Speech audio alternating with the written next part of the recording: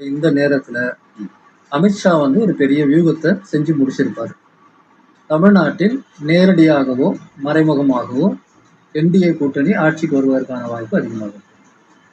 விஜய் ஒருவேளை வந்து அவரே 118 விட அதிகமா எடுத்திருந்தாலும் கூட காங்கிரஸோ இல்ல மற்றவங்களோ உதவி செய்து கூட அவருக்கு வந்து 1-2 குறைவா இருக்கும்போது ஒரு தப்ப வைக்கிறதுக்கு வாய்ப்பு இருக்கிறது. அந்த எண்ணிக்கை வராத ஒரு 100ல இருந்து 105க்குள்ளதான் ஒரு வேலை வந்து விஜய் கட்சி வரும் அப்படின்னு சொன்னா அவர்கள் வந்து அதிமுகவின் தயவை, அதாவது என்டிஏவோட தயவை நாடணும். எந்த முடிவையும் எடப்பாடி பழனிசாமி அவர்கள் தனி எடுக்க போறதில்லை. ஆக தமிழ்நாட்டில் தொங்கு சட்டசபை தேர்தல்லாம் தள்ளி போடுறதுக்கான வாய்ப்பு இருக்குதான்னு எனக்கு தெரியல. ஏன்னா தேவையில்லை. இவர்கள் வந்து கேட்க மாட்டேன்னு சொன்னாதான் அந்த மாதிரி பிரச்சனை வரும்.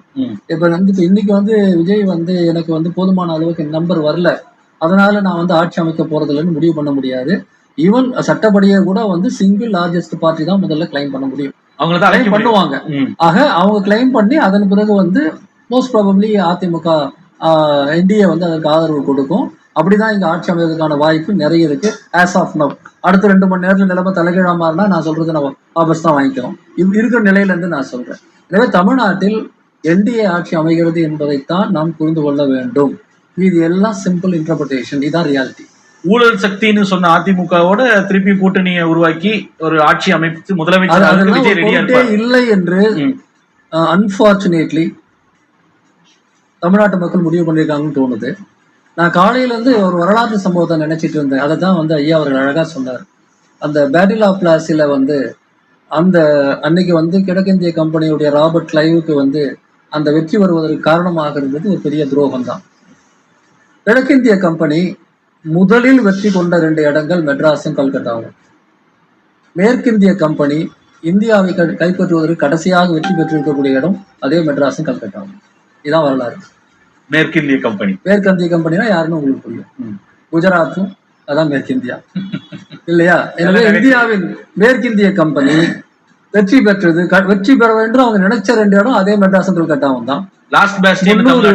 கிட்டத்தட்ட வந்து 250 எவ்வளவு வருஷம் ஆயிருக்கும் சார்? அது வந்து பேட்டில் ஆஃப் பிளாஸ் 350 வருஷத்துக்கு பிறகு கிட்டத்தட்ட ஒரே மாதிரியான காட்சி.